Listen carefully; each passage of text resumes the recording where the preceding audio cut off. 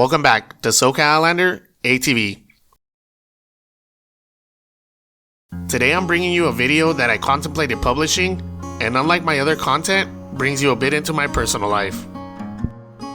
For those of you that I met through the CanAm Outlander channel and have the pleasure of calling friends, and also my followers from afar, if you were wondering why the lack of content towards the end of 2022, well, you're looking at the reason why. On the night of November 5th, 2022, as you can see, I was unfortunately involved in an accident. Fortunately for me, I'm okay from the wreck, without a single cut or bruise. I'll try to explain the accident situation first, as I know you're curious, and we can assess the damage afterwards. This video here is a recording of a later date after the accident. On the night of November 5th, the approximate time was 8 p.m, so the sun had set, and I was the only one left from what I could tell at the Pilot Rock staging area just outside of Silverwood Lake. I had finished loading my ATV and headed down the main road to go home. The main road I'm referring to is California State Route 173. If you're familiar with the area, you're either one of the few people who live around here, you're here to access the OHV trail, or you're taking this back road to avoid traffic from the Cajon Pass, which can be brutal. I mention this because, as you can see from this example on screen, it seems like most drivers on this road speed along in a hurry, knowing it's an isolated road for the most part. Well, on the night of my accident, there was an oncoming vehicle that I'm assuming just wasn't aware of me heading their way on an upcoming curve, which I'll point out. And from what I can best describe, this vehicle took a turn in which they started wide, then drove towards the center of the road, taking up a section of both lanes. So my instincts told me to swerve to avoid a collision, as I imagine anybody else would. However, it caused me to lose control and head straight onto this sand embankment, through the dry shrubs, and into some tree branches. Let me pull back around, and I'll show you the site in closer detail. So here we are on the side of the road, and you can clearly see the opening in the dry brush where my truck drove into.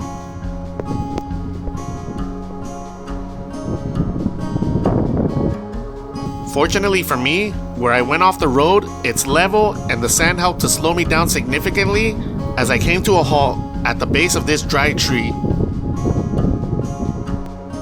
And believe me, I'm thankful the tree was dry and brittle, as the branches could have penetrated the vehicle and potentially harmed me.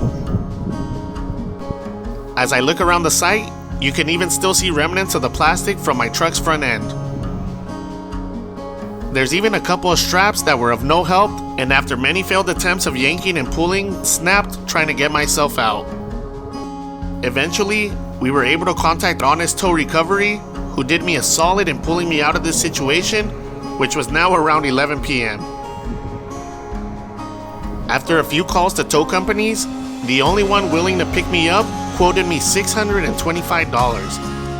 I eventually was picked up at 2 a.m. and made it home by 3 a.m.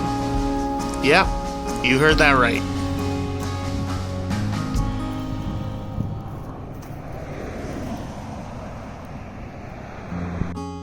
Which brings me to where we are now.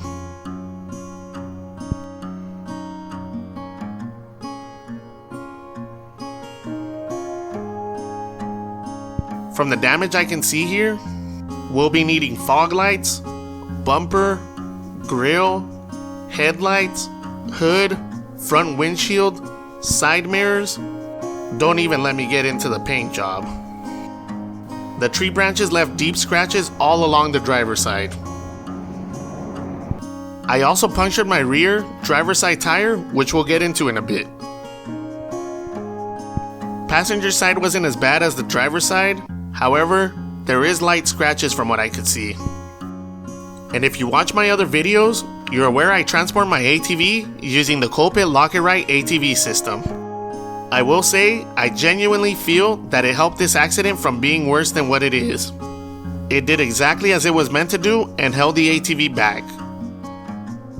But as you can see here, due to the impact of the collision and kickback, my XT bumpers were able to cause some damage to the rear sliding window and some minor dents to the cabin bed.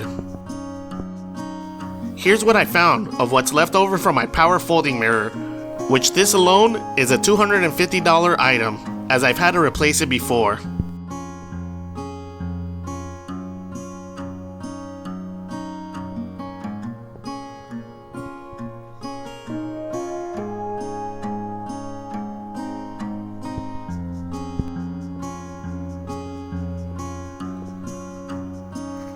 Once I was yanked out of the sand, I had to switch this driver's side rear wheel with the spare.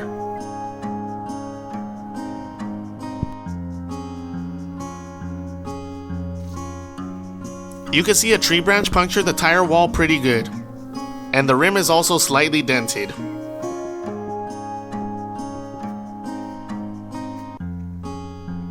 My Mopar Ground Effects body kit, completely destroyed. A $1,200 value. The rear of the truck, not much happened there.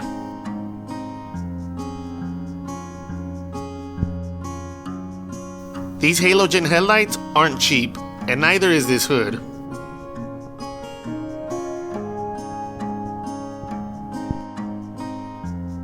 The motor compartment, not as bad, just completely trashed with sand.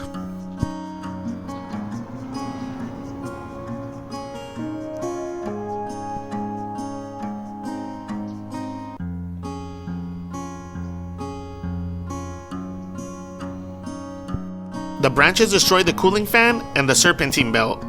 However, I was able to replace it to at least get the truck running.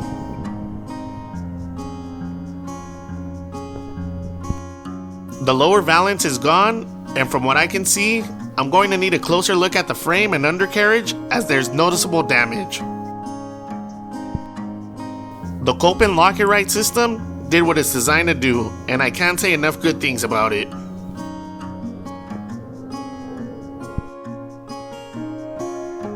Well, let's move on to the ATV and assess the damage there.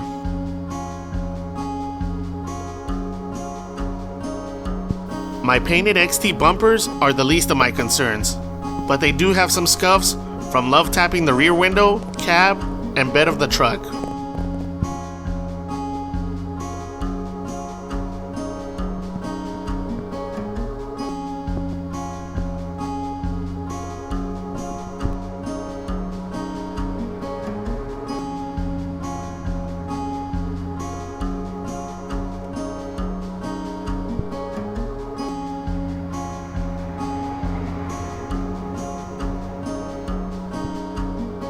Two of my 6.5-inch Rockville speakers were taken out by branches.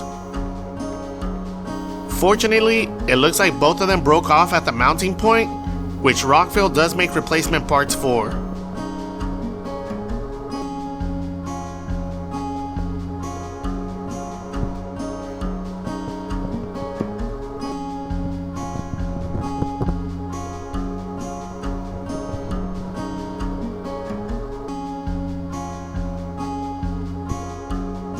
One of my handlebar covers snapped off. The handlebar cover itself seems to be okay. It's really the aluminum mounting kit that would need to be replaced.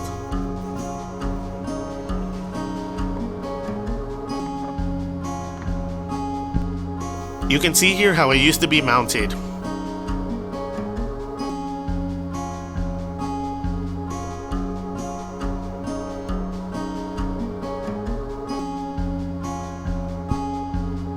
My passenger seat backrest was snatched off, which I did not know could even come off.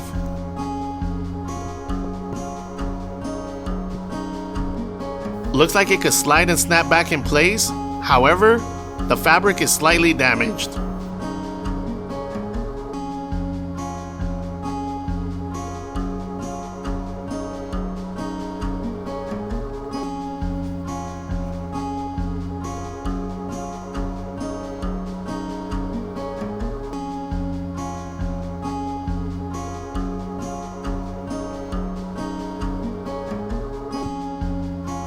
After talking with my insurance, I was instructed to place all remnants of the vehicle inside, which is what I did.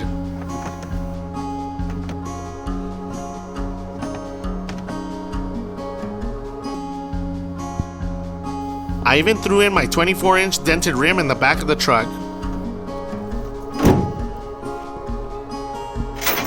At this point, the tow truck arrived to take the truck to the auto repair shop.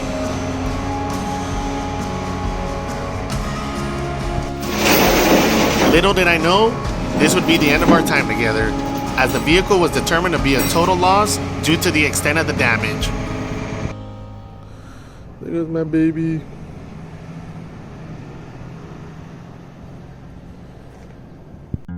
Which leads me to why I stopped posting content.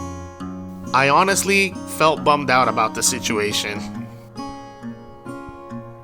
Not only because of the love I had for my truck, which was now totaled and was my only vehicle, but also because of me coming to the realization that at any instant, everything can change. So as you can imagine, these thoughts were on repeat consistently throughout my days. So I decided what's best was just taking some time to myself to not be so consumed in creating content and simply take a break from the CanAm Outlander channel while I got my situation in order. Fortunately, at the end of the day, with support from my family and friends, I have realized that material things come and go, and the important thing is I was okay from the accident, and slowly but surely, I'm in high spirits once again. And I actually have a few modifications planned, so be on the lookout for new content once it's ready. As far as the truck is concerned, I'll sure miss my 2013 Ram Sport.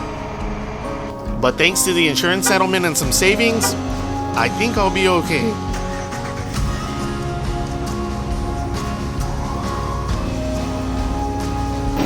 So look out for some new video content coming soon. Ride safe, have fun, and we'll catch you here on the next one at CanAm Outlander ATV.